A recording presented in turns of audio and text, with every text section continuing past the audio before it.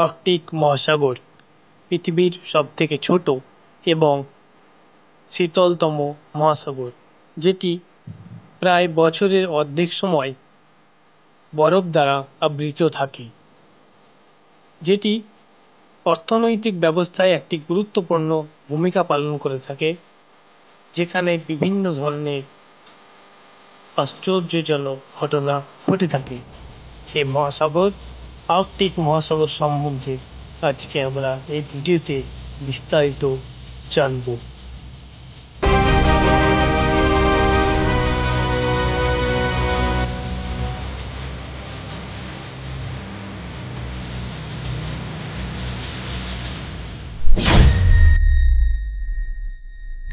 Hello everybody, welcome to our channel let's prep today. তো আমাদের যে জিকে ক্লাস চলছিল সেখানে আমরা ওয়ার্ল্ড ম্যাপ সিরিজ শুরু করেছিলাম। ওয়ার্ল্ড ম্যাপ সিরিজে আমরা ওশিয়ান চ্যাপ্টারগুলো পড়ছিলাম। তো আমরা যে 5টি ওশিয়ান আছে তার মধ্যে 4টি ওশিয়ান কিন্তু পড়ে ফেলেছি। প্যাসিফিক ওশিয়ান, তারপরে পড়েছিলাম আমরা আটলান্টিক ওশিয়ান, তারপরে পড়েছিলাম ইন্ডিয়ান ওশিয়ান, তারপরে পড়েছি আমরা আন্টার্কটিক ওশিয়ান। আজকে আমরা পড়বো আর্কটিক ওশিয়ান। তো চলো দেরি না করে শুরু করা যাক। তো দেখো 5টি ওশিয়ান কি কি ছিল আমাদের: Pacific Ocean, Atlantic Ocean, Indian Ocean, Southern Ocean এবং আর্কটিক ওশিয়ান, যেটা আজকে আমরা পড়বো। এদের মধ্যে যদি আমরা এরিয়া ওয়াইজ দেখি তাহলে সব থেকে বড় ওশিয়ান ছিল আমাদের প্যাসিফিক ওশিয়ান, তারপরে ছিল Atlantic Ocean, Indian Ocean, Southern Ocean, আর সব থেকে ছোট আমাদের যেটা ওশিয়ান সেটা হচ্ছে আর্কটিক ওশিয়ান। ঠিক আছে। The Arctic Ocean is the smallest and shallowest of the world's 5 oceans.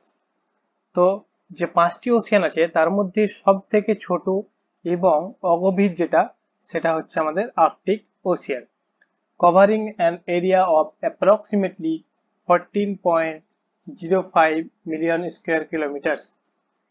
14.05 million square kilometre area কিন্তু আমাদের আর্কটিক ওশিয়ান কভার করে, বা 1,40,00,000 স্কোয়ার কিলোমিটার এরিয়া। ঠিক আছে। Covers approx 3% of Earth's surface area and 1.3% Earth's water surface area. তো কি বলছে, যদি আর্থ সারফেস দেখা হয় তাহলে আর্থ সারফেসের 3% এরিয়া কিন্তু আমাদের কভার করে Arctic Ocean.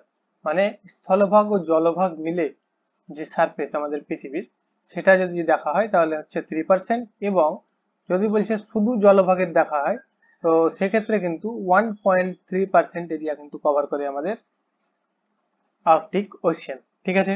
It is located in the Northern most part of the world and is surrounded by the land masses of Arctic including Alaska, Canada, Greenland, Norway and Russia.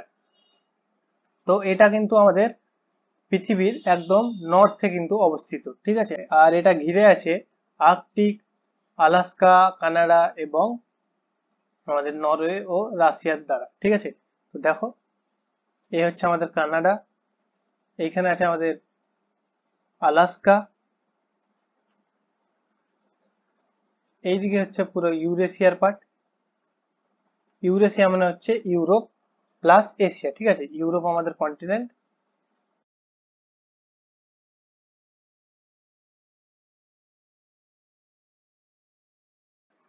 আর এইদিকে আছে আমাদের Greenland. ঠিক আছে। আর এইদিকে কিছু আছে ছোট ছোট দ্বীপ। তো এইভাবে কিন্তু আমাদের আর্কটিক ওশিয়ানটা পুরো ঘিরে আছে। এবার কি বলছে দেখো, the International Hydrographic Organization recognizes it as an ocean. তো আমাদের যে আর্কটিক ওশিয়ান আছে এটাকে অনেক জায়গায় কিন্তু ওশিয়ান বলে মানা হয় না, অনেকে কিন্তু এটাকে রিজন বলে মানে।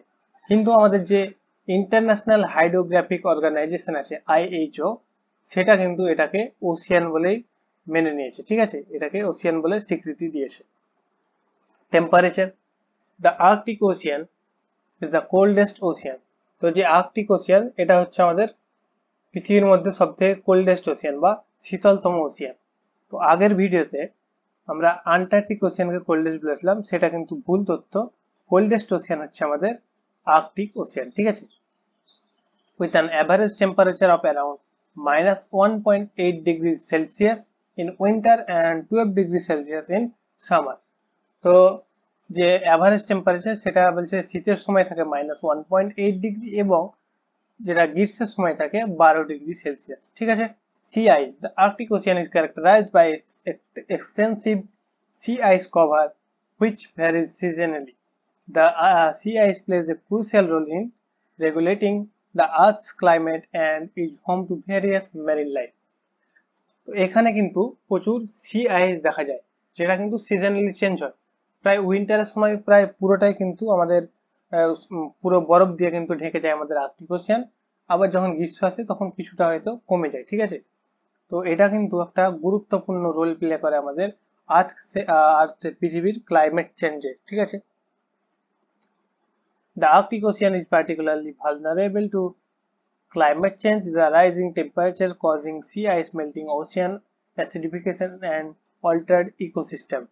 তো আর্কটিক ওশিয়ানে যে বরফগুলো আছে সেগুলো আমাদের টেম্পারেচার বৃদ্ধির জন্য কিন্তু আস্তে আস্তে গলতে থাকছে, যেটি কিন্তু আমাদের ক্লাইমেটের উপর একটা গুরুত্বপূর্ণ প্রভাব কিন্তু ফেলছে। ঠিক আছে। The US National Snow and Ice Data Center NSIDC with daily data provide daily record of Arctic sea ice cover and the rates of its melting. তো আমাদের NSIDC একটা ইউএস অর্গানাইজেশন। ঠিক আছে। এটা কিন্তু আমাদের স্যাটেলাইটের মাধ্যমে কিন্তু উপর থেকে কিন্তু দেখে যে কতটা পরিমাণ আমাদের বরফ কিন্তু গলছে, প্রতিদিন কিন্তু এটা চেক করে। ঠিক আছে। Least saline of the 5 ocean. তো এখানে যে লবণতা সেটা কিন্তু সব থেকে কম, আর্কটিক ওশিয়ানের সব থেকে লবণতা কিন্তু কম, due to fresh water input from melting ice and rivers. তো বিভিন্ন যে নদীগুলো আছে তার মাধ্যমে কিন্তু এখানে এসে জলগুলো পড়ে, সেই জন্য কিন্তু এখানে ফ্রেশ ওয়াটার পাওয়া যায়। এবং আমাদের যে বরফগুলো আছে সেগুলো কিন্তু আস্তে আস্তে বছরের পর বছর কিন্তু গলতে থাকছে, যার ফলে কিন্তু এখানে ফ্রেশ ওয়াটার বেশি পাওয়া যায় এবং এখানকার লবণতা কিন্তু খুব কম অন্যান্য যে ওশিয়ানগুলো আছে তার তুলনায়। Economic importance. The Arctic Ocean is rich in natural resources including oil, gas and minerals. The ocean also plays a vital role in international shipping and trade. তো এই আর্কটিক ওশিয়ান কিন্তু আমাদের যে ন্যাচারাল রিসোর্সেস আছে যেমন oil, gas এবং খনিজ, এগুলোর তো কিন্তু একটা গুরুত্বপূর্ণ জায়গা এদের জন্য। ঠিক আছে। এটা কিন্তু একটা ভাইটাল রোল প্লে করে আমাদের ইন্টারন্যাশনাল শিপিং এবং ট্রেডের ক্ষেত্রেও। বোঝা গেল। তারপর হচ্ছে আমাদের depth of Arctic Ocean. The Arctic Ocean is the shallowest ocean. তো আমরা প্রথমেই দেখেছিলাম যে এটা যে বাকি ওশিয়ান গুলো আছে তার তুলনায় কিন্তু এটা সব থেকে অগভীর, মানে এখানে কিন্তু গভীরতা তার তুলনায় কম অন্যান্য ওশিয়ানের থেকে। With an average depth of about only 1000 metres বা 3300 ফিট। ঠিক আছে। Its deepest point is the Molloy deep. ঠিক আছে।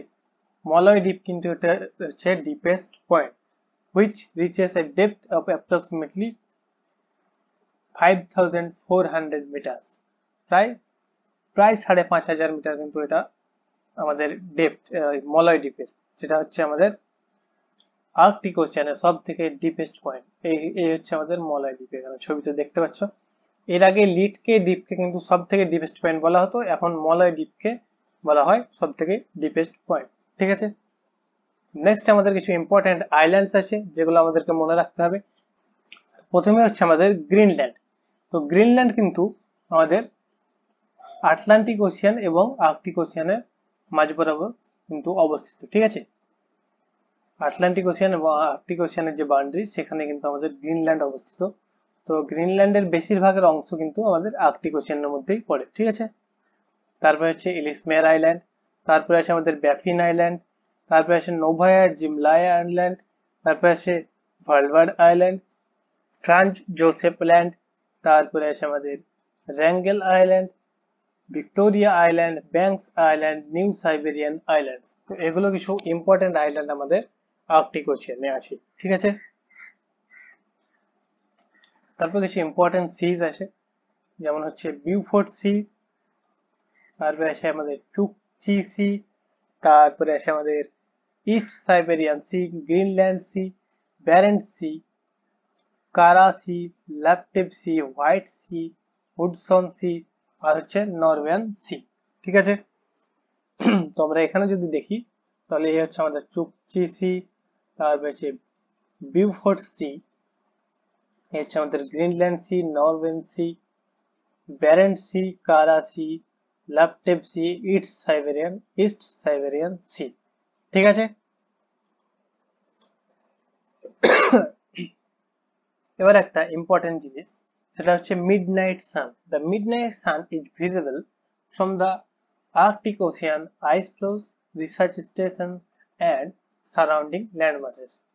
আর্কটিক ওশিয়ানের যে বরফে আবৃত এরিয়া, সেই এরিয়াগুলো থেকে এবং যে আমাদের আর্কটিক ওশিয়ানের যে রিসার্চ স্টেশন গুলো আছে সেখান থেকে, এবং আর্কটিক ওশিয়ানের আশেপাশের যে ল্যান্ডমাস গুলো আছে সেখান থেকে কিন্তু আমাদের মিডনাইটে, মধ্যরাতে কিন্তু আর্কটিক যে রিজন সেখানে কিন্তু সূর্য দেখা যায়, মিডনাইট সান।